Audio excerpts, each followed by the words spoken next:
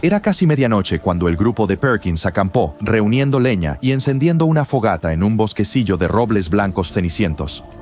4 amigos celebrando el cumpleaños de Nick Perkins, el amante de la naturaleza que había sugerido esta pequeña aventura.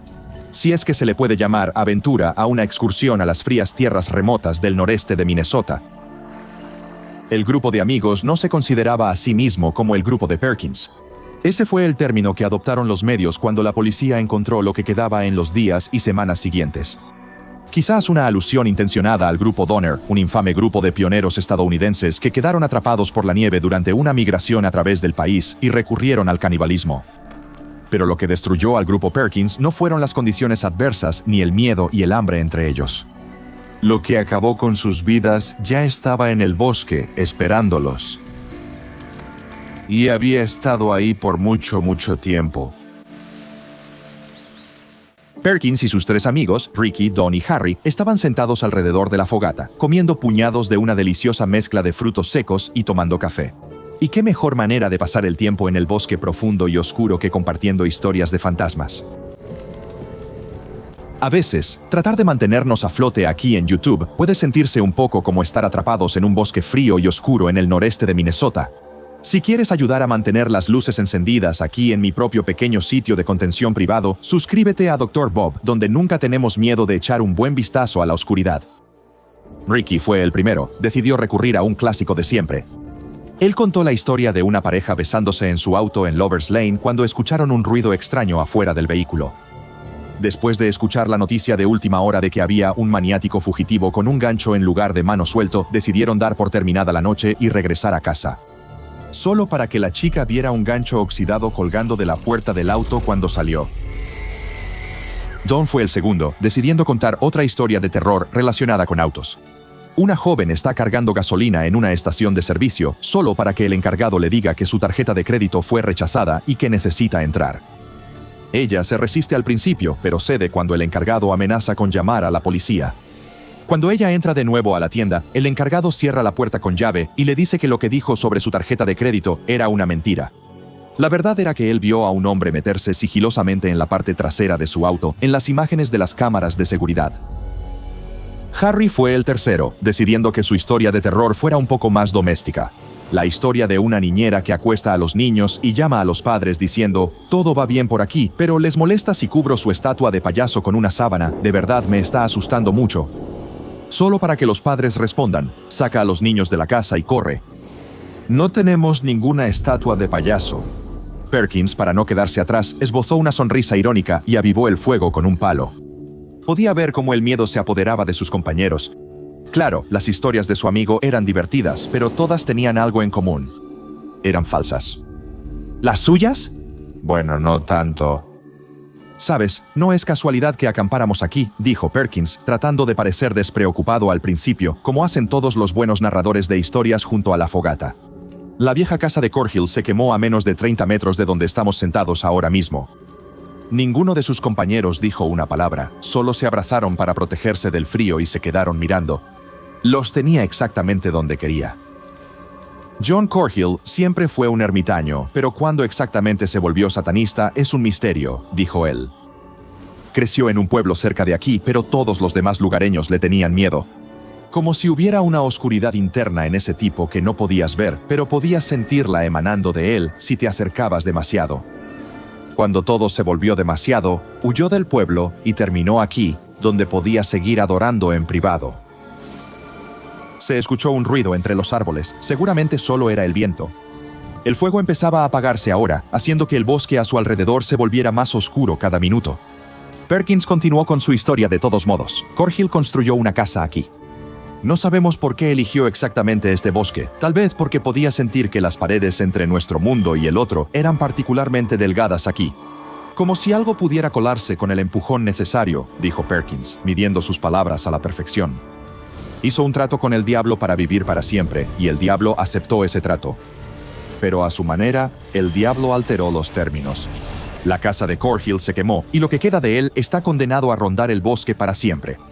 Dicen que en noches oscuras y frías como esta, a veces todavía puedes sentir el calor punzante de su casa en llamas sobre tu piel. Otra ráfaga de aire frío sopló en el momento en que Perkins terminó su historia.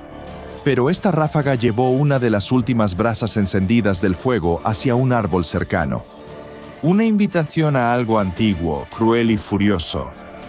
Antes de que alguno de los amigos de Perkins pudiera hacer una pregunta de seguimiento, todos sintieron un calor tremendo en la piel y una luz cegadora que emanaba del claro entre los árboles cercanos. Todos se voltearon al mismo tiempo para ver una figura enorme que no caminaba, sino que salía corriendo de la terrible oscuridad del bosque. Ricky era el que estaba más cerca del borde de la fogata. Su piel comenzaba a quemarse y pelarse a medida que la figura se acercaba. El último pensamiento coherente que cruzó por su mente fue: ¿eso es un esqueleto? Y tenía razón. La criatura que había surgido en un destello de luz caliente era un esqueleto humano gigantesco y ambulante, envuelto en fuego blanco puro. Agarró a Ricky por el cuello y apretó, sus manos ardientes tan calientes que derritieron la carne, y pronto se aferraron a la columna vertebral de Ricky, todo su cuerpo consumido por las llamas, derritiéndose como una vela. Mientras el esqueleto en llamas arrojaba a un lado el cadáver carbonizado de Ricky, Don, presa de un pánico ciego, intentaba desenroscar la tapa de su cantimplora, pensando que tal vez podría arrojarle un poco de agua a ese monstruo imposible para ahuyentarlo. Tal vez funcionaría, quién sabe.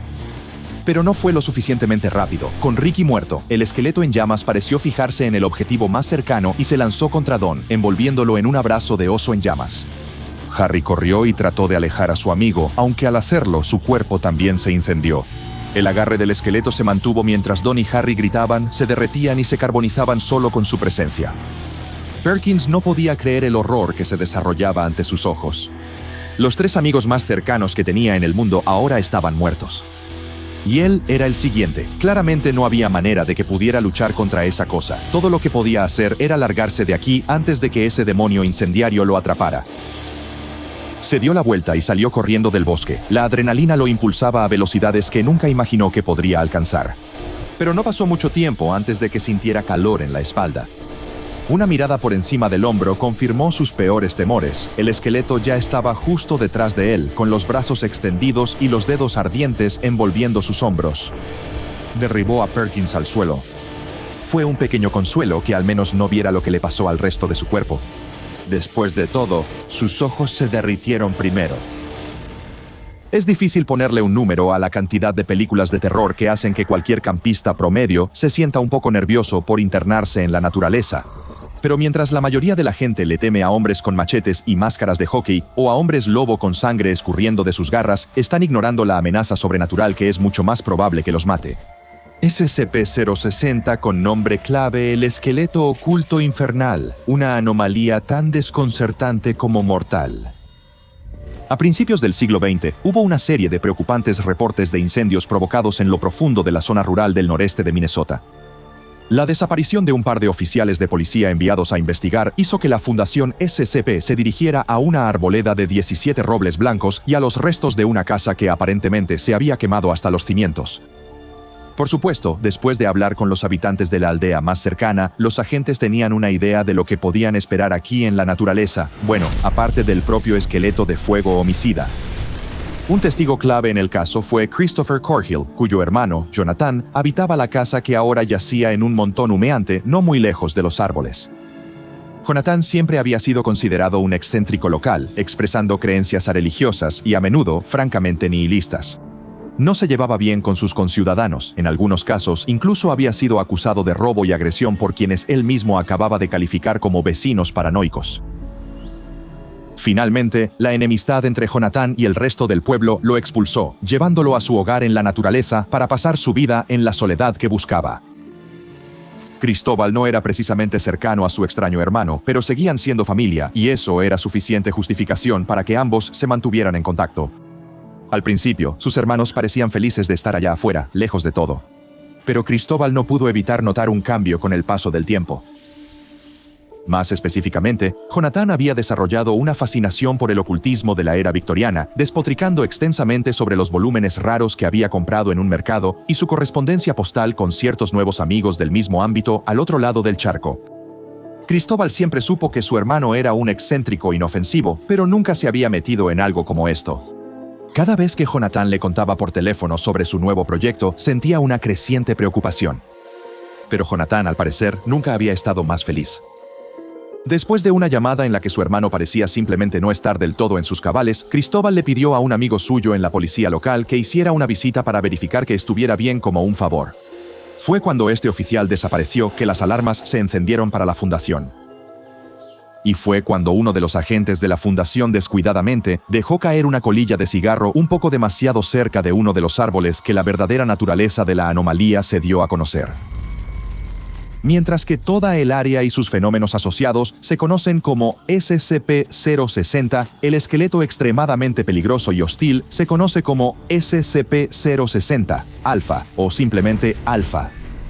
Alpha mide más de 2 metros de altura, la llama blanca que lo rodea es capaz de arder a 1500 grados Celsius y su velocidad máxima ha sido medida en más de 80 kilómetros por hora.